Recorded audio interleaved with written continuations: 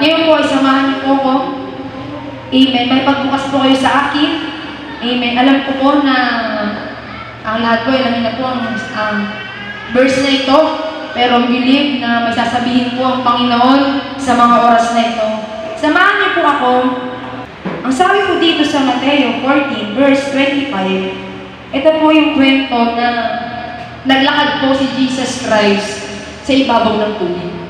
Amen. At the same time, nandito rin po sila Pedro na kanyang mga lingkod. Amen. Samahan niyo po ako. Sabi po dito sa verse 25, nang madaling araw ay sumunod sa kanila si Jesus na naglalakad sa ibabaw ng tubig. Kinalibutan sa takot ang mga alagad nang makita nilang lumalakad sa ibabaw ng tubig. Ang sabi nila, multo! Sigaw nila. Ngunit nagsalita agad si Jesus at sinabi sa kanila, huwag kayong matakot, ako ito.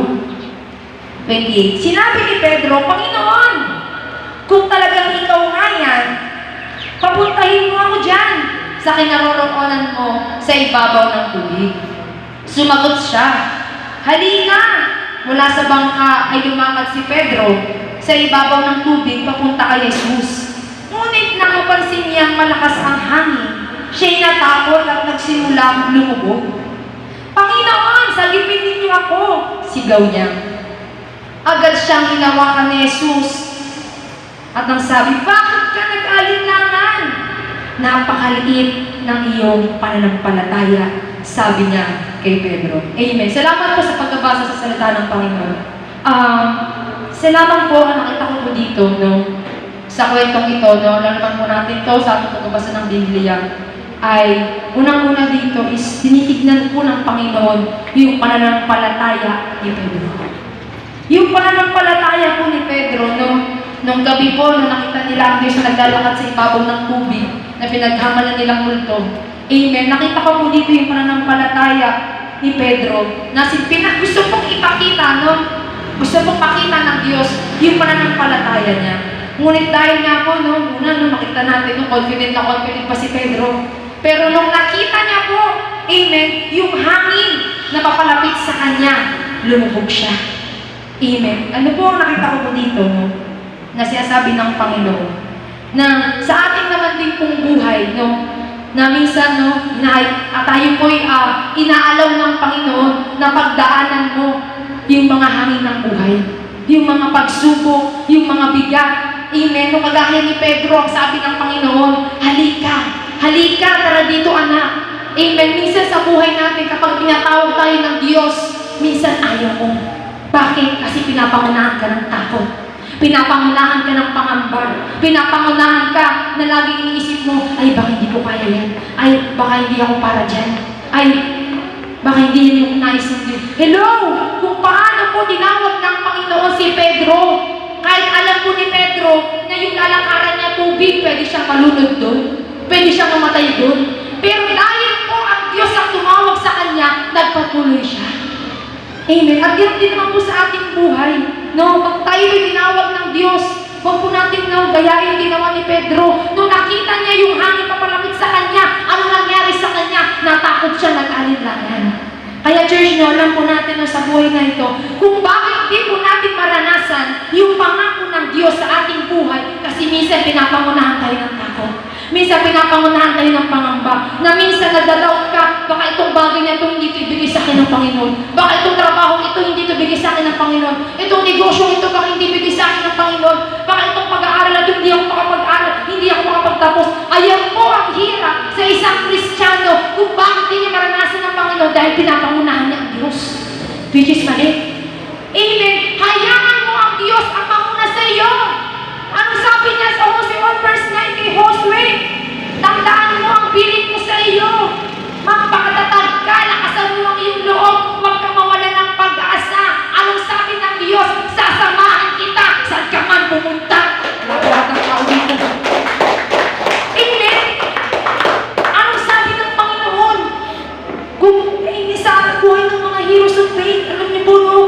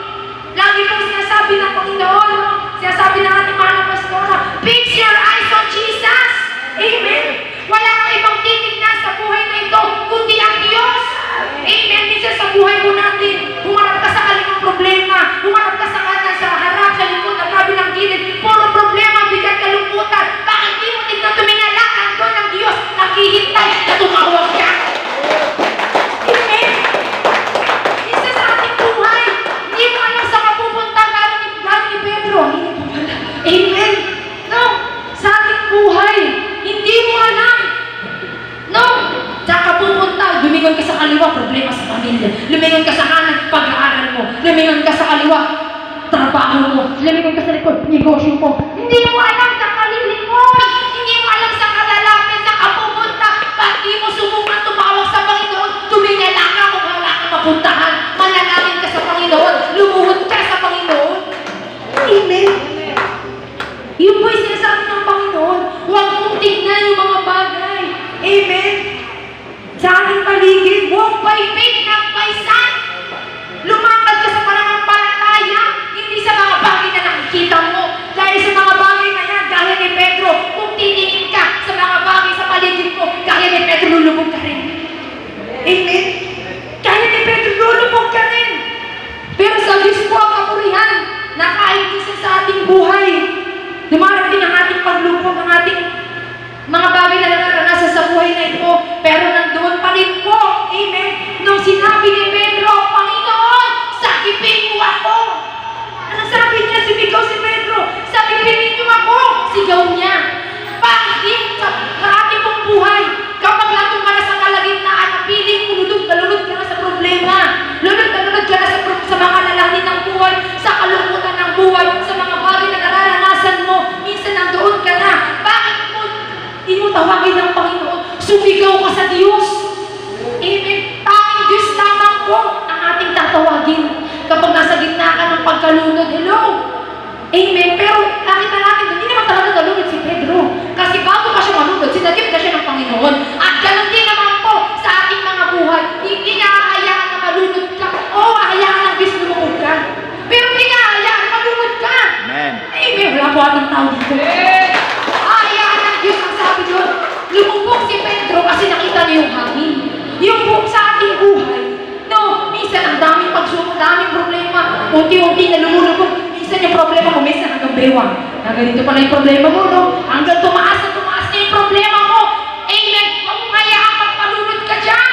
Tumawag ka sa Panginoon. At handang tayong tulungan ng Diyos sa gipit sa lahat ng bagay na ating nararanasan. Amen.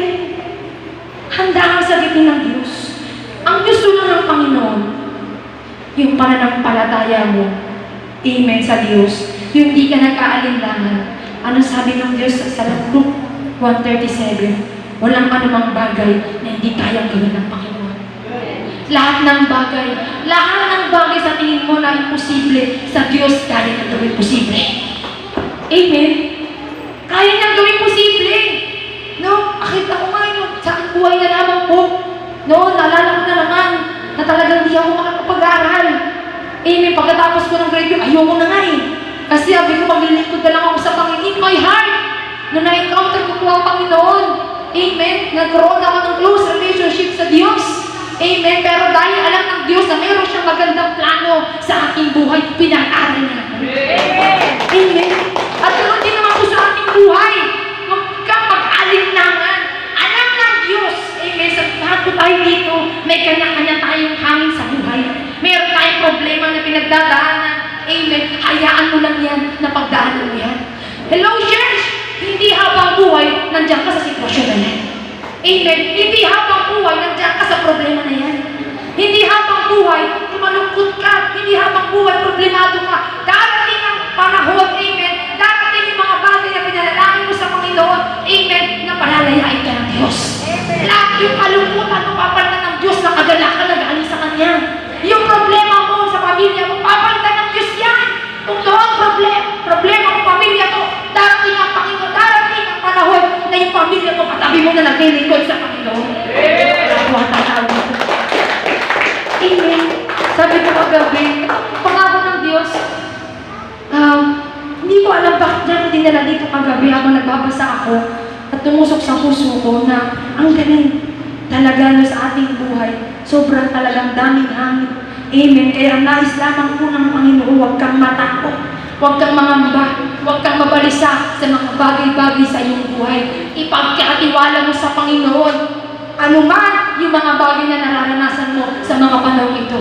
Lagi mo natin tatandaan, amen, na kaya-kaya kang ahunin ng Diyos sa pagkalunod mo sa problema ngayon. Kahit lumpok ka na, wala na lang, mag-swimming ka dyan. Pero huwag ka mag-swimming. Amen. Hayaan mo na ahunin ka ng Panginoon para makapagpatuloy ka na naglilingkod at sumusunod sa Diyos na yun.